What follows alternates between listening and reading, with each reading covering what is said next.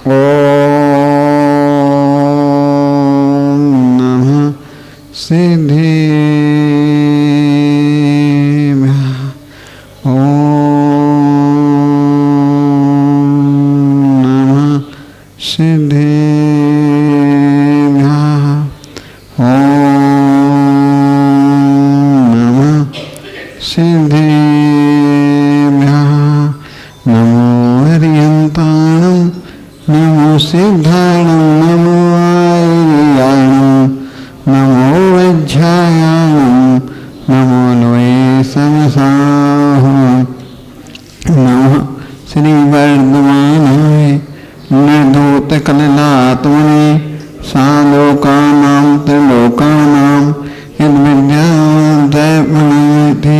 आदिनाथ भगवान की, चंद्रप्रभु भगवान की, शांतिनाथ भगवान की, मणिनाथ भगवान की, मणिनाथ भगवान की, चिंतामणि पाठनाथ भगवान की, वर्धमान शासन महान स्वामी भगवान की, परम आचार्य शिवन साई महाराज की, परम तपस्वी समर्थ साई महाराज की, परम आचार्य श्री राग साई महाराज की, परम आचार्य श्री पट्टाचार्य विश्व साई महाराज की, परम आचार्य श्री भव साई महाराज की, द्वादशांग जिनवाणी माता की जय।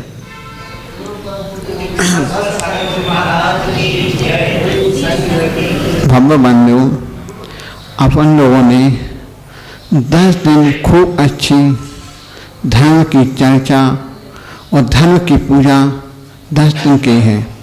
अब अपना समय वही आ गया है, धर्म करना है। सर्व डसो तब जानिए रुच कर नीम चबाए, पाप डसो तब जानिए जिन्हें वचन सुनाए। कहते हैं आचार्य कि आपको जनगण वाणी सुनी है, जिन्हें देव की वाणी सुनी है।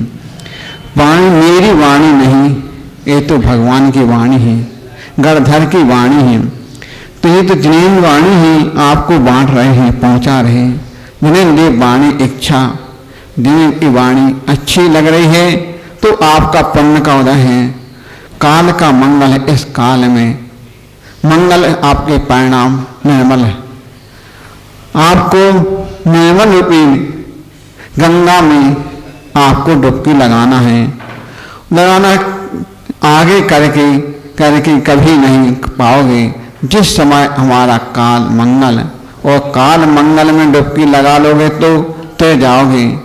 देख में जिस प्रकार खीवटिया नाव में चलाता है, नदी में, समुद्रों में, जहाजों में, तो खीवटिया को देखना पड़ता है कि कहाँ बैलेंस बन रहा है, कहाँ जा रही नाव। ऐसी नहीं कि नाव उल्टी नीचे धंस जाए। इसलिए खीवटिया के लिए हरदम श्रावक को भी किस प्रकार बैठना है, किस प्रकार नहीं बैठना है, इस पर अपन को भी उस नाव में बैठना है कि अपनी नाव अधर्म में न चली जाए, अपनी नाव धर्म के किनारे लगी जाए। क्योंकि धर्म के किनारे रहोगे तो आपका संसार से पार हो गए।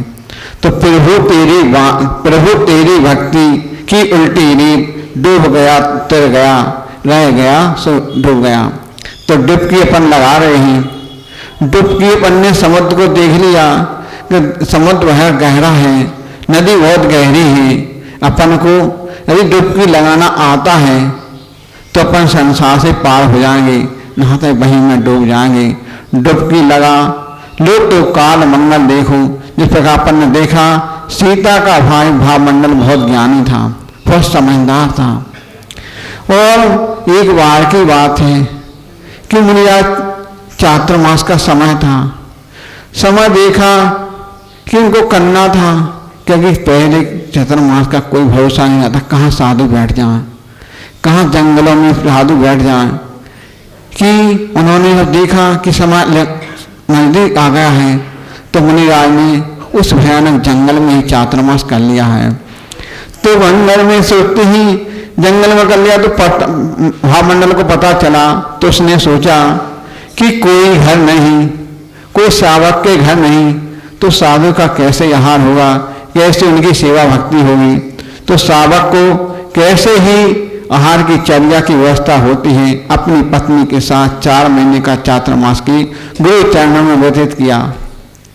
तो देखते हैं कि अपने में जब विहार होते हैं मुनि राजों की, चतुर्वेद संघ की, तो ये सावकों का काम होता है, क्योंकि भले चतुर्काल में तो अपने आप सहजता में हो जाता, सावक का पंचम काल में भी साधु ही साधुओं का ध्यान रखते हैं, कैसा विहार करना है, कैसे नहीं करना है। जिस साधु को तो सोचते नहीं, वो तो अपना ठीक वन अढ़ाई चल देते हैं, ये सावक का कर्तव्य होता है। तो उन्होंने भी ऐसे इस प्रकार व्यवस्था की, अपनी पत्नी के साथ 4 महीने का चातुर्मास गुरु के सानिध्य में किया। अच्छे बड़े उससे ध्यान देकर के मुनि राजा को आहार दिया और अपने उसको सौभाग्य माना कि हमारा सौभाग्य तो मिला मुनि राजा को आहार देने का। तो चरणों विदित किया। इस प्रकार आहार दान जंगल में कहा रहे थे उन्होंने, करूंगा अभी नहीं करूंगा, कब करूंगा, बस सोचते ही सोचते एक दिन छत पर सो रहे थे, जब हम देखते हैं बिजली तड़कती है, तो बिजली तड़की, उसी तड़कन में भावमंडल उनकी रानी एक साथ दोनों की मृत्यु हो जाती है। तो बोलते हैं करस्यामी करस्यामी इति चिंतति मनस्यामी मनस्यामी इति विशति। तो अभी थोड़ा है, अभी थोड़ा जाना, यह जन्म का और मरण का नियत समय है क्या। आचार्य कहते हैं धर्म की आना, ज्ञान आना कि आना करो, तो कोई अपन को मालूम नहीं चलता है, कोई आयु का कोई भरोसा नहीं है। कल ही अपन देख रहे थे, परसों हम लोग तो चर्चा हो रही थी बैठे बैठे, सोचने में चला उनकी आयु को, बैठे बैठे आयु का कोई विशेष नहीं थी, नीचे उनके घर गए। तो इसलिए अपन आयु का कोई भरोसा नहीं समझना अपन भी कि कब आयु आ जाए। इसलिए आयु को अपन को जिस पर पानी समुद्र बबूला आता है उसका अपने आप हो जाता है, इसलिए अपन को भी अपनी आयु का कोई होश नहीं। उन्होंने भी सोचा मुझे बहुत जीना है, बहुत जीना है, लेकिन धर्म की आना करो, ऐसा मानव कान ने पकड़ लिया। यमराज को अपने देख कर नहीं आता कब आपकी आयु को आ जाए, लेके चला जाए। तो मेरी चोटी सी पकड़ ली, काल सामने आ गया, पता काल सामने, धर्म की आना करो, पता नहीं समय तो जाएगा, पता क्या घर पर भी आपको लेने आ जाए। कोई भरोसा नहीं है कब आपकी आयु आ जाए, कब आपका समय आ जाए। तो हम भी कभी नहीं करेंगे। तो देखते हैं अपन लोग भी अपना कोई समय का कोई भरोसा नहीं है, या कब किसकी आ जाए। तो अपन को भी अपने समय को इतना सोचो कि कोई भरोसा नहीं, कब आयु आ जाए, कब शेष रह जाए। इसलिए अपने आप को इतने सतर्क बन जाओ कि कभी भी अपना आ जाए। अपन तो खड़े दरबार में कब तैयार हैं तो फिर करेंगे। फिर अपन देखें सुखवान मुनि होते हैं, सुकोषण मुनि, उन्होंने भी कोई भरोसा नहीं था। उन्होंने जब सुकोषण मुनि के पिता पत्नी की पीड़ा को देखते हुए मुनिराज के पास जाते हैं। मुनिराज कहते हैं पुत्र होगा। मुनिराज से कहते हैं, पत्नी कहती क्या मेरे को पुत्र चाहिए है, पिता कहता पुत्र चाहिए। तो मुनिराज पर जाते हैं, कहते हैं आप तो, लेकिन आपको पुत्र तो होगा, जरूर होगा, अगर कोई भरोसा नहीं है। अकेले पुत्र होगा तो उसके पुत्र का होगा, पुत्र का मुख देखते ही अपने पिता संसार को देख करके वे भी दीक्षा ले लेंगे। तो दीक्षा ले लेंगे। जब कोई अपन देखते किसी बैराग होता है, बैरागी को रोक नहीं सकता है किसका क्या हो जाए। तो बैरागी यदि मुनि बन गया तो पत्नी ने कहा हम उसकी चिंता नहीं, हमको तो पुत्र चाहिए। पत्नी कहते हैं हमको पुत्र चाहिए, उसकी चिंता नहीं, मुझे बस संतान चाहिए। ठीक रानी का घर में पुत्र आ जाता है। तो होते ही घर आ जाता है। सोचा राजा तो बताऊंगी नहीं, मैं संतान को जन्म दे दूंगा। बैरागी कैसे बनेंगे, महलों में व्यवस्था करेगी। राजा ने अपने पुत्र को देखने की नहीं, मानो राजा को पत्नी पता नहीं चला है कि पुत्र हो गया है। फिर भी सोचते हैं पता नहीं, पता तो ये चल ही जाता है, कितने ही करो। तो महल में पुत्र की उत्पत्ति हो गई, राजा को कोई मालूम नहीं। कहा था मुनिराज ने कहा था बेटा का पुत्र मुनिराज ने कहा था जिस पुत्र का जन्म होगा, बेटा का मुख देखोगे, इस संसार से निकल जाएंगे। तो पिता ने देखते मुनि बन गए और गुरु के सामने बेटे को मुनि देखते ही सारी व्यवस्था अपने हाथ में, ना स्त्री के हाथ में। बस तो मुझे पुत्र चाहिए, पुत्र की उत्पत्ति हो गई, लेकिन राजा को मालूम नहीं ऐसी कुछ छिपी क्या। एक दिन उस महिला कपड़े धो रही थी, धोते हुए देख लेगा, उसने कहा राजा से जाकर कहिया, राजन आपका पुत्र होगा। तो सोने दी करके चले जाते ही, जंगल में जाते ही, चले जाते धीरे धीरे जाते ही मुनिराज की चरणों में जाते हैं। हे भगवान, आपको हमको भी इस संसार से बहुत देख लिया है, हमको भी दीक्षा लेना है। दीक्षा के लिए जाते ही राजा जाकर राजपुत्र की उत्पत्ति हो गई। राजा पहुंचते ही मुख देखते ही तिलक कर देता है, पिता पुत्र के लिए तिलक कर देता है। देखते ही तिलक कर दिया है, तिलक कर लगाकर बन के वो चले जाते हैं। रानी ने पूरी जिम्मेदारी निकाल दी, वही जिम्मेदारी निकाल दूंगी, अब मैं काल के सामने आता, यानी पर क्या किसी को नहीं चलती। पुत्र बड़ा होता, उसे जाने कोई व्यवस्था नहीं, सारी व्यवस्था युवराज महल, युवराज मतलब जानते सारी ऋजु व्यवस्था, फल अन्नादि व्यवस्थाएं। एक दिवस मुनिराज सुकुशल पिता की समझ रही थी कि आयु निकट आ गई, कैसे संबोधन करें। नगर प्रवेश रानी को मालूम चलता है तो बुद्धिमान का अनुसार पूरे नगर में घोषणा करा देते हैं कि हमारे इस महल के अंदर कोई मुनिराज को आने के लिए निषेध कर देते हैं, पहरेदार लगा देते हैं। कि मुनिराज जंगल से निकलते हैं, वो पुत्र ऊपर से देखता है, छत से देखते हैं, देख लेता है, कोई रोशनी करना से पानी को रोक देता है। छत पर जब सुकोसर खड़े होकर धाय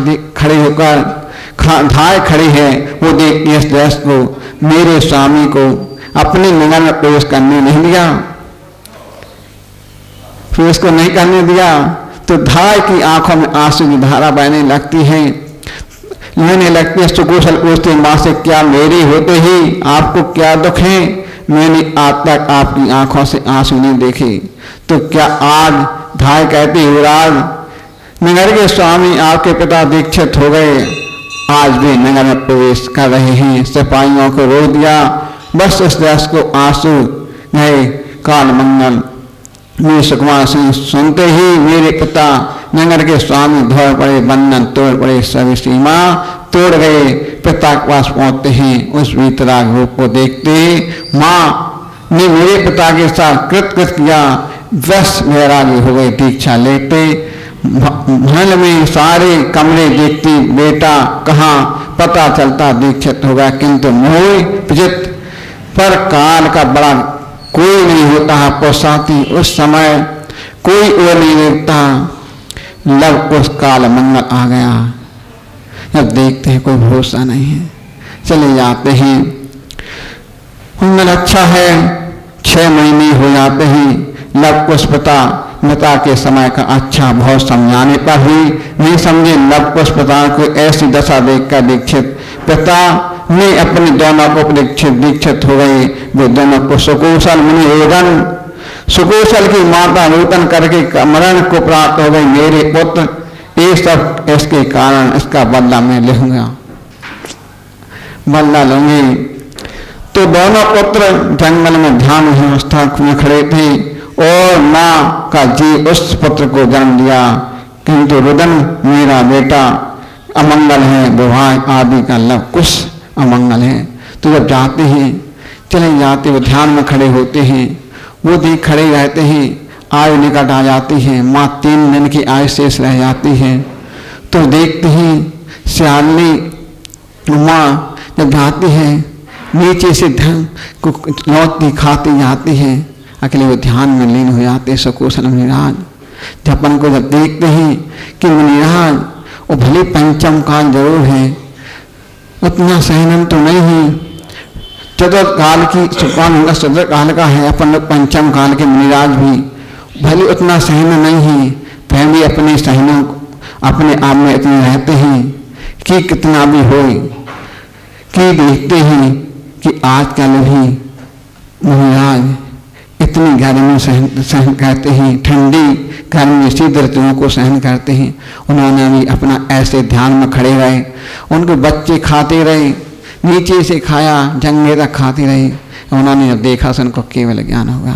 अपन को इसलिए अपन अपने आप इतने मजबूत हैं कि कुछ हो जाए, ये तो छोटे छोटे परेशान हैं। अकेले अपन जब आचार्य जी कहते थे कि अरे प्रतिमान योग पढ़ोगे तो वैराग मजबूत होगा, अपने लिए कितनी भी बाधा आएंगी, कितना भी स्वास्थ्य होगा, तो अपन को अपने अपने प्रतिमान योग पढ़ते रहोगे तो कभी भी अपने इस मार्ग से च्युत नहीं होगे। कितना भी होगे अपन भी सोचते हैं, आता साता विनिकर्म आते हैं, उदय में आते हैं, निशिकांत झड़ जाते हैं। अपन को इसी भावना के साथ बोलो महावीर स्वामी की जय।